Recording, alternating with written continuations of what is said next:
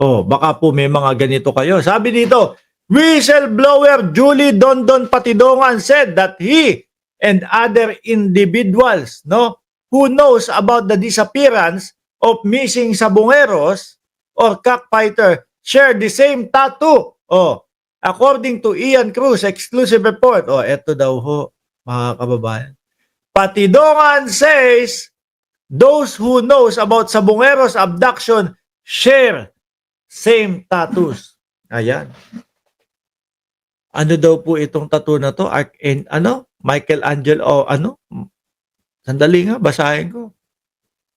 According to Ian Cruz, exclusive report in 24 Oras on Monday, Patidongan showed the tattoo symbolizing Saint Michael, the archangel, below his nape.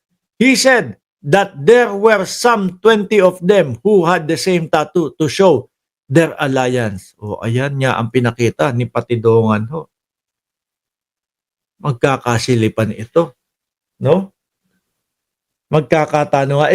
Ikaw, may tattoo ka ba? Sabi ni Jenny Ramos, triad din ba yan, Sir Mark? Hindi, yan lang daw yung palatandaan nung kanilang alliance. Yang tattoo na ano ba? Michelangelo. Saint Michael, the archangel. Oh. Yan daw ho, mga bossing. Nako, silip-silip kayo. Diyan sa inyong mga sa inyong mga kapitbahay.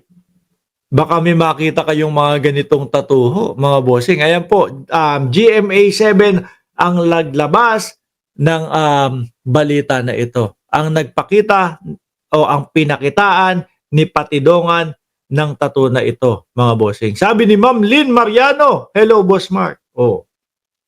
Sino pa nandito? Sabi ni Sir Archie Beroya, makukuha pa siguro mga buto basta exact location sisirin nila. Rektahan na po eh. Kaso sabi, malawak daw po yun eh. No? Malaking lugar daw po yun eh. Oh. Una, siguro maghahagilap. Tapos, pag umabot na doon sa kung saan yung lokasyon, ayun, sa pool na. Lalo hong paniniwalaan si Patidongan o si alias Dondon o si alias Totoy pagkaho una payagan. Di ba? Una, pag pinayagan ng P-Box na kalkalin po yun. Eh, kaso mukhang merong ito, yung pinapakita natin. Meron pong ang P-Box eh. May banta po ang P-Box, mga kababayan eh. Sa Taal update, ayan no.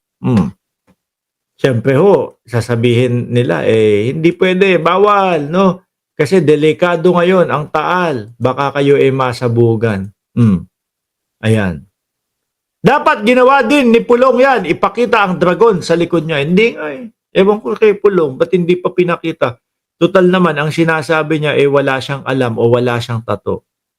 Sabi ni Senaida Plogio, kawawa yung mga pinatay, kadami yung mga kaluluwa nila umiyak sa sinapit nila. Sana magkaroon na sila ng hustisya at manahimik na ang mga kaluluwa nila. Sa ngayon ho, mga boss chipamo, sir, yan pong balita po dyan. Gitna lang po talaga tayo, no? Mahirap pong kumiling agad dyan dahil wala pa naman po tayong mga nakikita. Lahat po yan, hearsay muna, no? Ang importante eh ito, meron tumatayo na sinasabi na testigo daw po siya at nabibigyan ng pag-asa yung mga kamag-anak ng mga sabongeros, mga boss.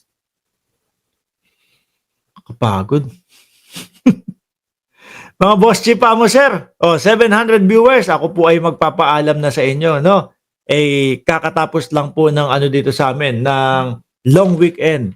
Kaya medyo magpapahinga na po. Maraming salamat. Huwag niyo pong kalimutan na mag-subscribe, mag-like, at mag-share po. At doon sa late naman po, eh pwede niyo naman po itong panoorin ng replay. Maraming salamat and God bless po sa ating lahat, mga boss.